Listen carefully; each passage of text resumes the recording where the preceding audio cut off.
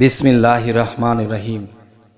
হে সমস্ত জগতবাসী, আজ আমি আপনাদের সামনে এমনই কিছু আলোচনা নিয়ে আসলাম যে যদি কেউ বিশ্বাস করে গ্যারান্টেড, আল্লাহর কাছে সব কিছু গ্যারান্টি। আল্লাহর একটি আয়াত এই পৃথিবীর কেউ ফেলে দিতে পারবে না, আল্লাহর একটি সূরা এই পৃথিবীর কেউ ফেলে দিতে পারবে না। তবে সেই কথাটি হলো কি, যে এই পৃথিবীতে অনেক নারী লোক বঞ্চিত হয় পুরুষের কাছে, সমাজের কাছে, ফ্যামিলির কাছে। তো এই লাঞ্ছিত বঞ্চিত তারা কেন হচ্ছে?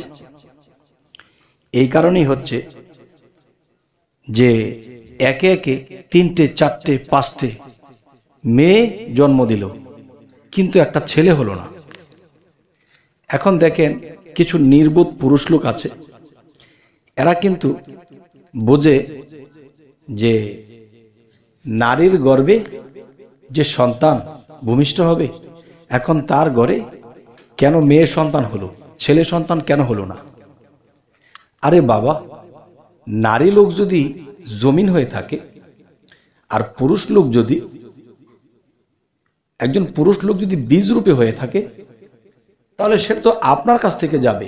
আপনি বুঝে কাজ করলেন না যে আল্লাহর কোন নামে, কোনভাবে, কোন নিয়মে চললে, সেখানে সঙ্গমে গেলে কোন নিয়ম আল্লাহ কোরআনে রেখেছে, কোনভাবে এই নিয়ম পালন করলে আল্লাহ আমাকে একটি ছেলে সন্তান দেবে। আন্দা কন্দা চলেছেন। এখন জমিনে যেই রোপণ করা হয়েছে সেটাই তো হবে। আপনি যদি জমিনের মধ্যে বীজ রোপণ করেন যে লাল শাক, তাহলে এখানে মূলা বিচি হবে না।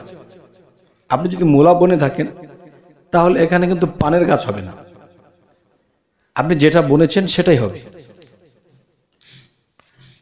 তাই আমি বলবো যে এখানে একটু গভীরতম, যে কেউ যদি বলে যে আমি জন্মদাতা, আপনি যদি জন্মদাতা হয়ে থাকেন, তাহলে জন্মটা তো আপনি দিয়েছেন।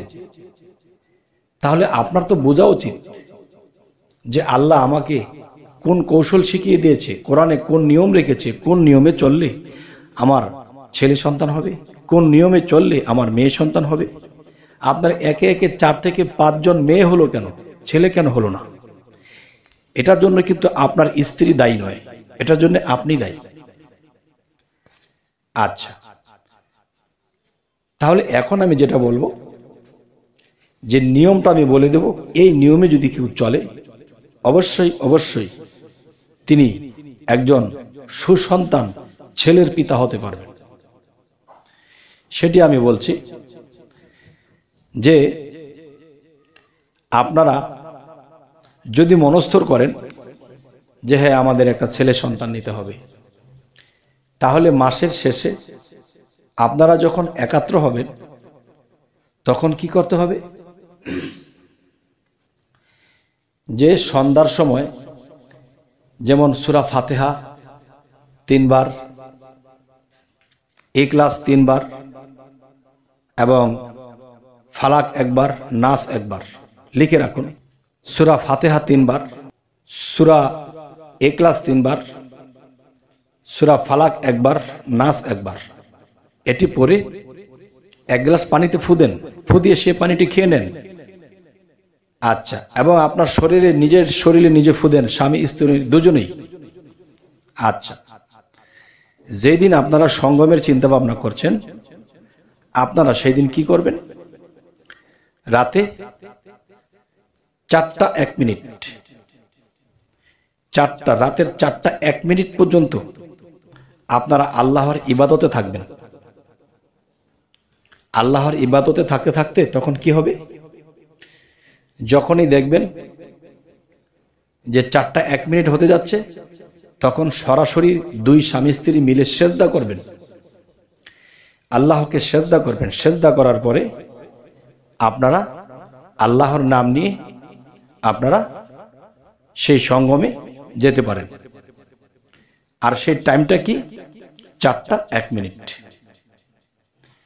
ইনশাআল্লাহ এই ইউটিউবে আমি আছি, বাংলাদেশেও আমি আছি। আমার খবর অবশ্যই নিতে পারবেন যদি আমার কথাটা ভুল হয়। কারণ আল্লাহর কোরআনের বিষয়, আল্লাহর এই সূরাগুলোর বিষয় কখনোই ভুল হবে না, মিথ্যে হবে না। ঠিক 4টা 1 মিনিটে আপনারা সঙ্গমে যান। ইনশাআল্লাহ আপনাদের ঘরে বছর ঘুরতে ঘুরতে একটি ফুটফুটে সুসন্তান হবে এবং সেই সন্তানটি হবে ছেলে সন্তান ইনশাআল্লাহ। তবে আমরা এর কায়দা কৌশল বুঝি না। তবে কি সেই রাত্রটিতে আপনাকে ইবাদতের মাধ্যমে থাকতে হবে। তবে আমি আরো একটি কথা বলতে পারি। ধরেন আপনারা 12টা 1টা পর্যন্ত ইবাদত করেছেন, কিছু ঘুমিয়ে পড়েছেন, 1 থেকে 1.5 ঘন্টা ঘুমান। এরপরে 3টার দিকে উঠে যান। 3টার দিকে উঠে 4টা 1 মিনিট পর্যন্ত 4টা 1 মিনিট পর্যন্ত আপনারা আল্লাহর ইবাদতে থাকেন, সেজদায় থাকেন, জিকিরে থাকেন, নবীর দুরূদ পাঠ করবেন, চোখের পানি ফেলাবেন। এরপরে একটা সেজদা দিবেন।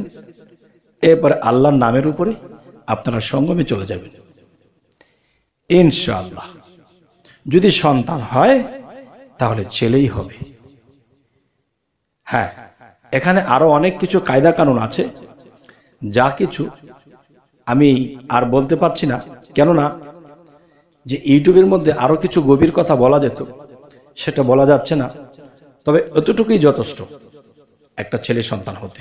তবে সামনের যে আলোচনাগুলো পাবেন, যেমন আপনাকে কেউ ক্ষতি করেছে, এই ক্ষতি থেকে আপনি কিভাবে রক্ষা পাবেন, এবং আপনাকে কেউ ক্ষতি করতে পারবে না, কি করলে আপনাকে ক্ষতি করতে পারবে না সেই জিনিসগুলো দেওয়া হবে। এবং যে আপনার মেয়ে আছে, বোন আছে, বিয়ের সময় পার হয়ে যাচ্ছে, বিয়ে হচ্ছে না, এই বিষয়ে আপনারা সমাধান পাবেন।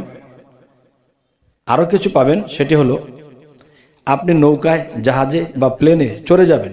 এখন একটা মনের মধ্যে সন্দেহ থাকে, যদি প্লেনের পাখা বন্ধ হয়ে যায় তাহলে তো পড়ে যাব, মরে যাব, ধ্বংস হয়ে যাব।